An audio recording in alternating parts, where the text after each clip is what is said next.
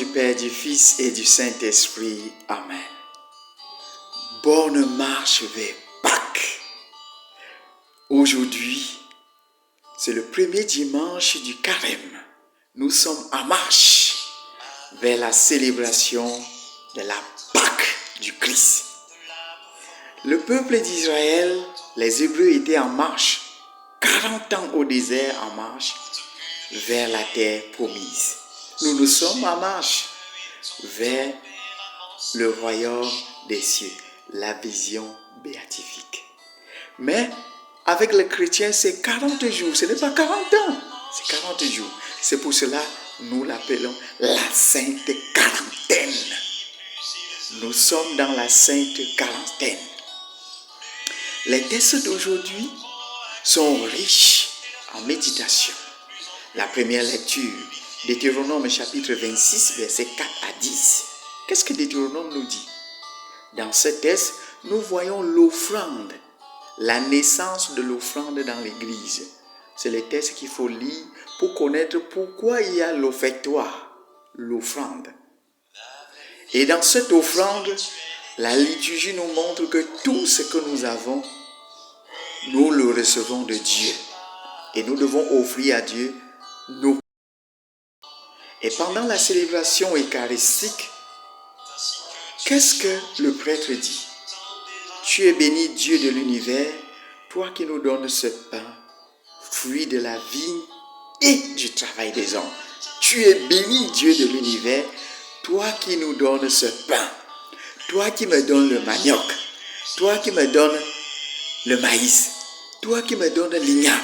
Tu es béni, Dieu de l'univers, toi qui me donnes les cacao, toi qui me donnes les mangues, toi qui me donnes les avocats. Tu es béni, Dieu de l'univers. Toi qui me donnes ce pain, fruit du travail de qui? Des hommes. Fruit du travail des hommes. Nous devons travailler pour avoir. Et en recevant ce que nous travaillons de la sueur de nos mains, nous offrons à Dieu. Nous n'offrons pas à Dieu quelque chose qui ne vient pas de lui, mais c'est ce qui vient de lui que nous l'offrons. Voilà ce que nous devons, l'attitude du chrétien, est d'offrir à Dieu les prémices de sa récolte. Vous devez offrir à Dieu la dîme. Vous devez payer le dernier des cultes. Vous devez donner la quête. Voilà l'offrande de la veuve qui a tout donné, la veuve de Sarepta. Nous devons faire de même. Voilà la naissance de l'offrande dans la Torah, le Pentateuque. C'est le 5e livre de Pentateuque, Deutéronome qui nous le recommande. Dans la deuxième lecture, tirée du livre, tirée de la lettre de Saint Paul aux Romains, chapitre 10, versets 8 à 13, mais ce texte est tiré encore de Deutéronome, cite Deutéronome encore. Donc, tous les textes d'aujourd'hui nous parlent que de Deutéronome. Que ce soit la deuxième lecture, que ce soit l'évangile, c'est toujours Deutéronome qu'il faut se référer à ce texte. 5e livre de Pentateuque. Deutéronome chapitre 30, verset 14 dit: Car la parole est près de toi, elle est dans ta bouche et dans ton cœur, pour que tu la mettes en pratique. La parole de Dieu est dans ta bouche et dans ton cœur.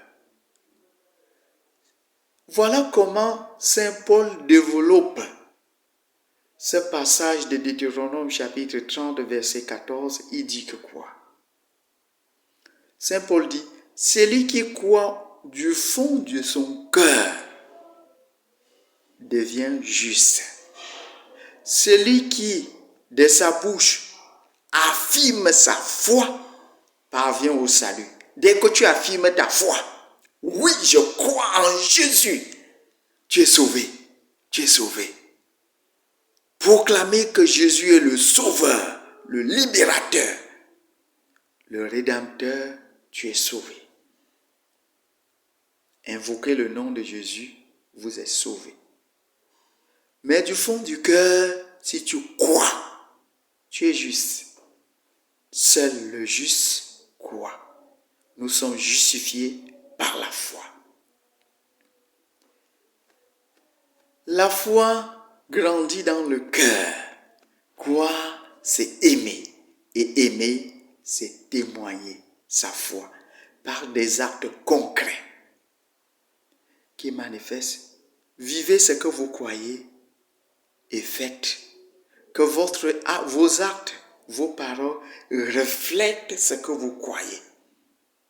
Que le Seigneur nous accompagne pour que notre foi puisse être de plus en plus cette foi vivante par des œuvres, par des actes, par des comportements en ce temps de carême. Dans l'évangile, qu'est-ce qui se passe? C'est Jésus qui est conduit au désert après le baptême. Jésus est conduit au désert après le baptême. Mais il est conduit au désert. Arrivé au désert, il vit 40 jours. Mais Jésus eut faim. Le peuple d'Israël, 40 ans dans le désert, eut faim. Il récrimina contre Moïse, mais Jésus, 40 jours au désert, eut faim. Mais celui qui multiplie le pain, qui accomplit le miracle quand le peuple a faim, il multiplie le pain, mais lui aussi aujourd'hui a faim. Jésus a faim. Alors, qu'est-ce que cela veut dire? Cela veut dire que Jésus est véritablement vrai homme. Mais il ne veut pas utiliser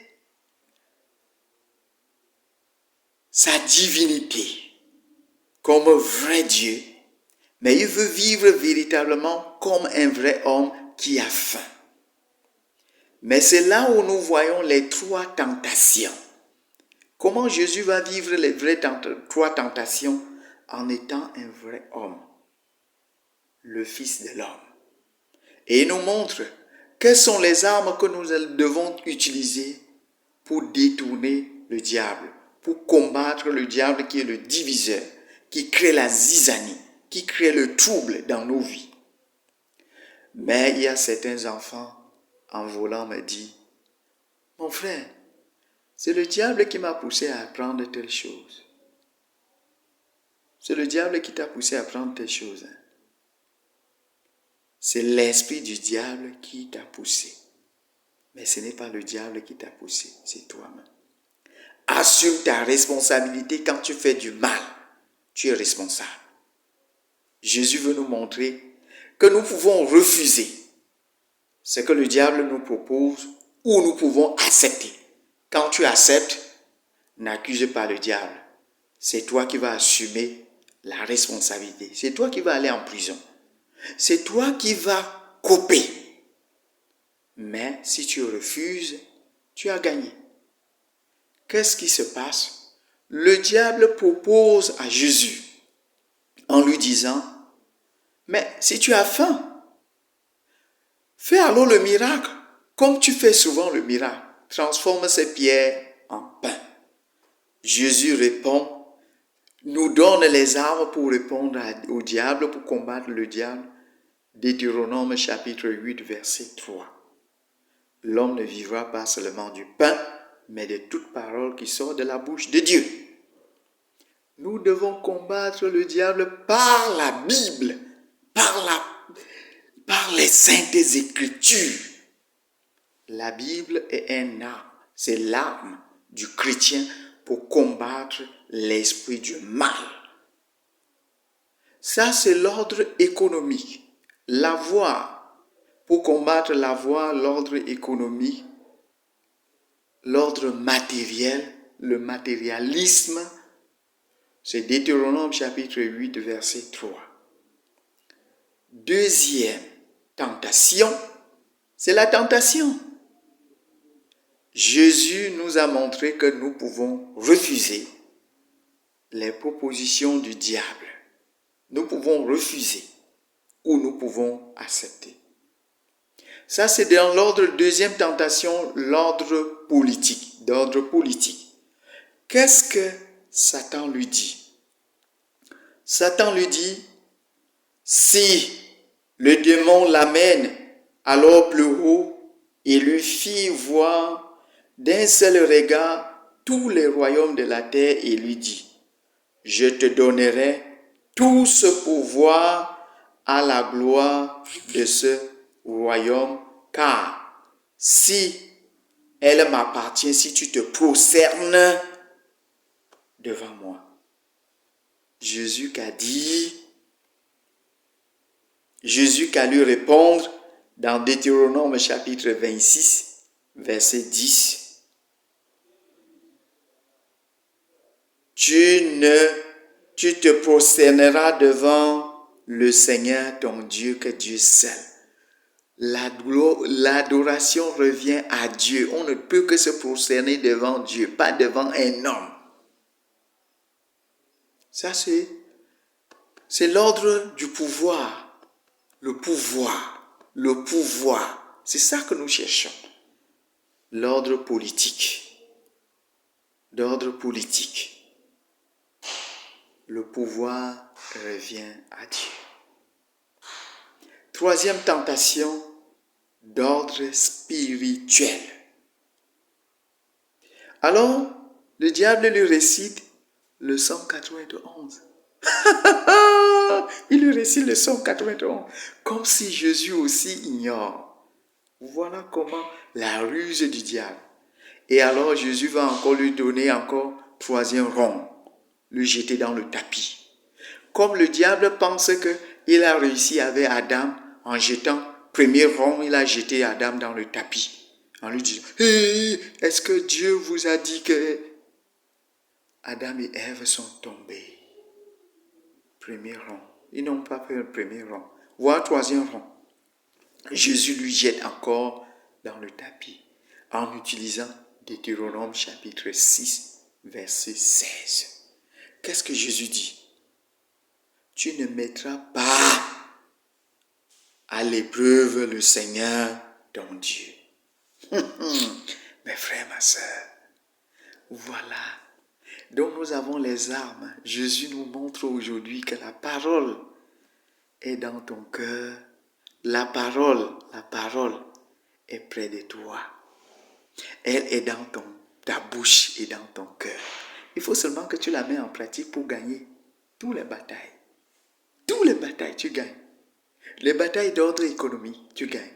Les batailles d'ordre politique, tu gagnes. Les batailles d'ordre spirituel, tu gagnes. Mais, est-ce que Satan va laisser Jésus? Et le texte finit en disant que Satan s'en alla. Ha! Il voit qu'il est gagné. Il est gagné. Mais il s'en va pour revenir pendant la semaine sainte. Que le Seigneur nous donne la grâce d'être vraiment des chercheurs de Dieu dans la parole, des fervents croyants qui combattent le diable avec les armes que l'Église nous donne, avec les armes que Jésus nous donne.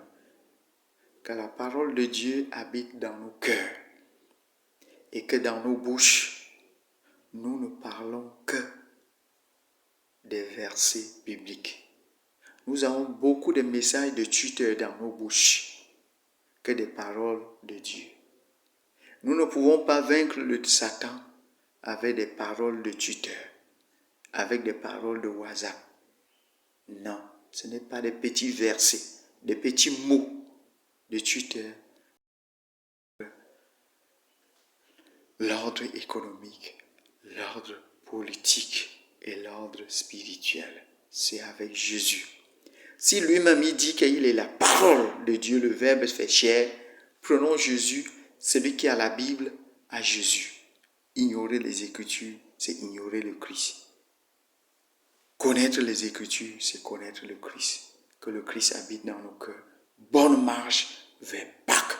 Que cet moment où nous sommes dans la sainte quarantaine, que nous puissions vivre les 3 P, les 3 piliers du carême. Pénitence, partage, prière, jeûne, aumône, oraison.